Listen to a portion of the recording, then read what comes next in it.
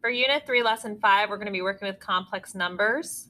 In this lesson, I can define and use the imaginary unit I. I can find complex solutions and zeros. We're going to solve for x using square roots. Remember, there are actually 5 different ways to solve a quadratic equation. We can solve it by graphing, where we plot the x-intercepts. The x-intercepts are your solutions. We can solve using square roots, which is what we're doing today.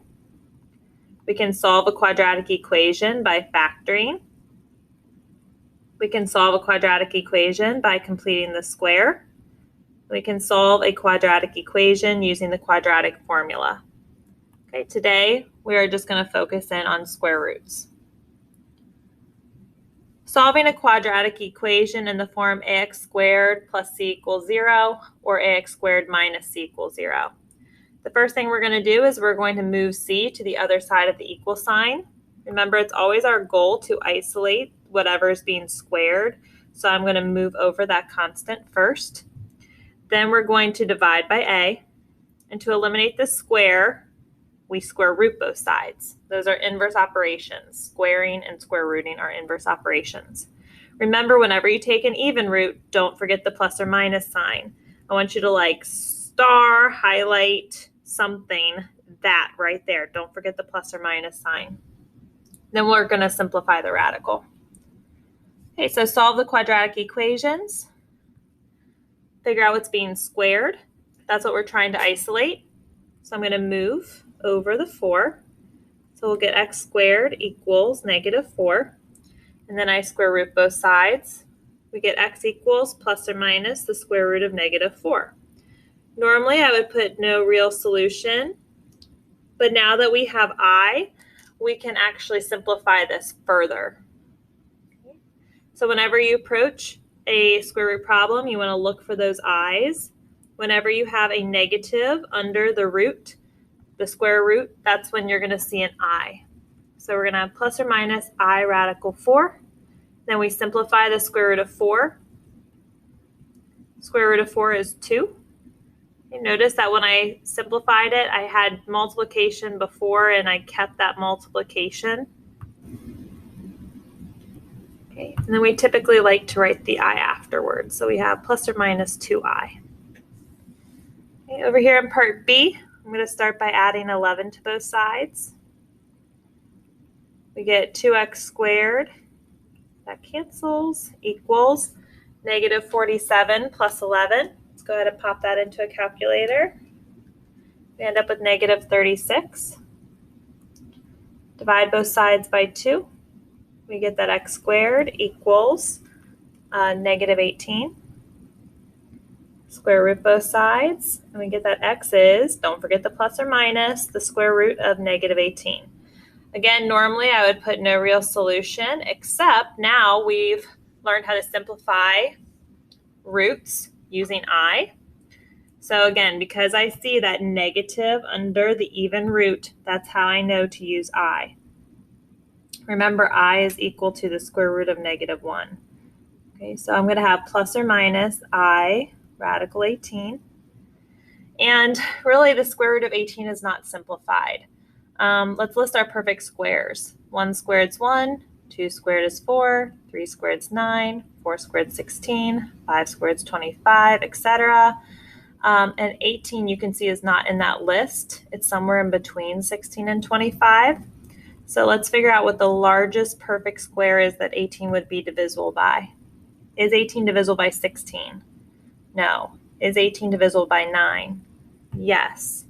We can break 18 up into 9 times what? 9 times 2 is 18, where 9's perfect. I like to underline the part that's perfect because that's the part that's going to simplify. So now we have I times square root of 9 times square root of 2, where we know we're going to simplify the perfect part. Square root of 9 is 3, so we have I times 3 times square root 2. So my final answer is going to be plus or minus 3I square root 2. That's what x is equal to. All right. Example 2 says find the zeros. What is a synonym for zeros? We can use solution, x-intercept or root. Okay. So let's ask a different question. Find the x-intercepts. How do I find an x-intercept? Well, I plug in 0 for y and I solve for x. So if I replace y with 0, I need to get x by itself. I'm going to subtract 20 on both sides so that we have negative 20 equals 4x squared. We'll divide both sides by 4. So we end up with negative 5 equals x squared. And square root both sides. Don't forget, when you square root both sides, we need to put that plus or minus. Again, I see that negative under the root, and we know that the square root of negative 1 is I. So I'm going to have plus or minus I root 5. Okay. Can I simplify this any more? Let's list our perfect squares. 1 squared, 2 squared, 3 squared, 4 squared. And really you can see 5's not in that list. Is 5 divisible by 4? No. The only thing that 5's divisible by is 1 in itself. So really I can't simplify this anymore. We're just going to leave it the way it is. Okay, at this point, let's go ahead and pause the video, and I want you to try some of the student practice problems on your own. Welcome back. Okay, let's go through solving these equations. Here, x squared is already isolated, so I can start just by taking the square root on both sides. Don't forget your plus or minus. And then we see a negative under the square root, so I know this is going to be a problem where we have I. Radical 13. Is that divisible by a perfect square less than itself? Well, let's see, 3 squared is 9, 4 squared is 16. So it falls in between here. 13 is not divisible by 9, and 13 is not divisible by 4. So we're just going to leave our answer just like that. Again, x squared is already by itself, so we can square root both sides. We get plus or minus the square root of negative 38. Again, I see a negative sign there underneath the square root, so I know that we're going to have an I in this answer. Okay. Here we've got to break down the square root of 38. List your perfect squares: 1 squared, 2 squared, 3 squared, 4 squared, 5 squared, 6 squared, 7 squared, and 39 would fall in between 36 and 49. Let's see, 38 is not divisible by 36 or 25, but it is divisible by 16. So we can break this into plus or minus I times the square root of 16 times 2, where 16 is a perfect square of 4. So I can write I times 4 square root 2. So we would end up with plus or minus 4I times the square root of 2 as our answer there. All right, over here, we need to isolate the quantity that's being squared. So I need to get x squared by itself. Subtract 11 from both sides first. You get x squared equals negative 8. Square root both sides. And as soon as I see the negative underneath that square root, I know we're going to have an imaginary solution. So I'm going to write this as plus or minus I square root 8. And I have to think to myself, what is the largest perfect square that 8 is divisible by? And that would end up being, let's see, 4, right? I can break it into 4 times 2, where 4 is perfect. So if I simplify the square root of 4, I would get 2 on the outside of that square root, and then I'd still have this 2 underneath the square root. So I'll get x equals plus or minus 2I square root 2. Again, don't forget anytime you are taking an even root, that plus or minus sign. We really have 2 solutions there. Drilling through some more examples here. Get x squared by itself by adding 8 to both sides. So we'll get x squared equals negative 36 plus 8 would be negative 28. Square root both sides, we get x equals plus or minus the square root of negative 28. Again, there's a negative under that square root, so we'll have I radical 28. Then I have to try to reduce this. Let's list our perfect squares. We have 1 squared, 2 squared, 3 squared, 4 squared, 5 squared, 6 squared, and 28 falls in between 25 and 36. So is 28 divisible by 25? No. Is 28 divisible by 16? No, it is not. Is 28 divisible by 9? 28 divided by 9 is 3.111111, so no. Is 28 divisible by 4? Yeah, 28 divided by 4 is going to be 7. So I'm going to break this into a perfect square and the leftover, which would be 7. Okay, and then we can simplify the perfect part, right? If it's perfect, it gets to leave the house, so I'm not going to have a radical around it anymore when I write 2. And if it's not perfect, it has to stay at home. Poor 7, not perfect. Okay, so my final answer here is going to be x equals plus or minus 2i radical 7. Again, we want to get x squared by itself, so I'm going to do that by adding 7 to both sides.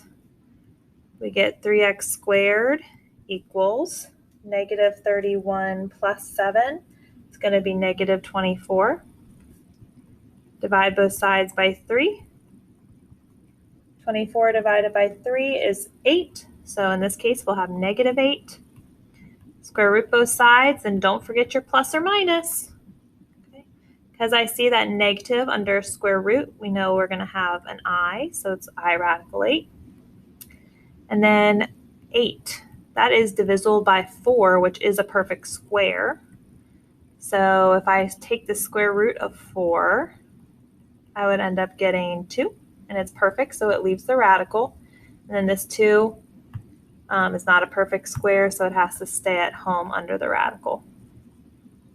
So I'd end up with x equals plus or minus, what would that be, 2i radical 2? Okay, last student practice example like this. We need to get x squared by itself, so I'm going to subtract 33 on both sides. 5x squared equals negative 30. Divide both sides by 5. We get x squared equals negative 6. Square root both sides, making sure to put the plus or minus there. Again, I see a negative under the square root, so I know that the square root of negative 1 is I. I'm going to replace it with I. And really, 6 is not divisible by a perfect square. So that's going to be our answer, plus or minus I radical 6. Down here at the bottom, here's some more student practice examples. In these student practice examples, I want you to find the zeros of the function, which what is another term for zeros? X-intercepts. So in order to find x-intercepts, remember we plug in 0 for y so that we can solve for x. Okay. So I'm going to do that. In the first example here, I'm going to plug in 0 where I see y. Remember, f of x is just another way to write y. And we got to solve for x. So I'm going to subtract 7 on both sides and square root. So we get plus or minus the square root of negative 7 equals x. So I'm going to write my final answer as plus or minus I radical 7, or I square root 7. Again, if I'm finding the zeros or the x-intercepts, I'm going to plug in 0 here and solve for x. We want to get x squared by itself. Okay, so I'm going to start by moving the constant 4. We get 4 equals negative x squared. Divide by negative 1. So we get negative 4 equals x squared. Square root both sides. We get plus or minus the square root of negative 4 equals x. Okay. I see that negative under the radical, so I'm going to write this as I radical 4, or I square root 4. And then is 4 perfect? Yeah, it's a perfect square of 2. So because it's perfect, we get to leave the house, right? And so my final answer is going to be plus or minus 2i for x. Last but not least, again, I plug in 0 here. I have to think about what quantity I'm squaring. In this case, I'm squaring just x. If it looked like this, we would have a different problem, right? Because I'd be squaring the 9 and I'd be squaring the x. But notice there's no parentheses around it. Okay, that's how I know I'm just squaring x. I'm going to subtract 1 from both sides. Divide both sides by 9. So we have negative 1/9 equals x squared. Square root both sides. We get plus or minus, and really this is going to be the square root of negative 1/9, where we know we've got an I because we've got a negative under the square root. So I'll get plus or minus I times the square root of, now remember, rather than writing the square root of 1/9, I'm going to break this up a little bit further. I'm going to think about this like it's the square root of 1 over the square root of 9. Because what's the square root of 1? What is the square root of 1? That equals what? 1. And what is the square root of 9? What does that equal? That would equal 3. So really what we have here is we would have plus or minus I times, that would be 1 over 3. So if I multiply I by 1/3, I'd have plus or minus 1/3 I equaling x. Okay, and that's it.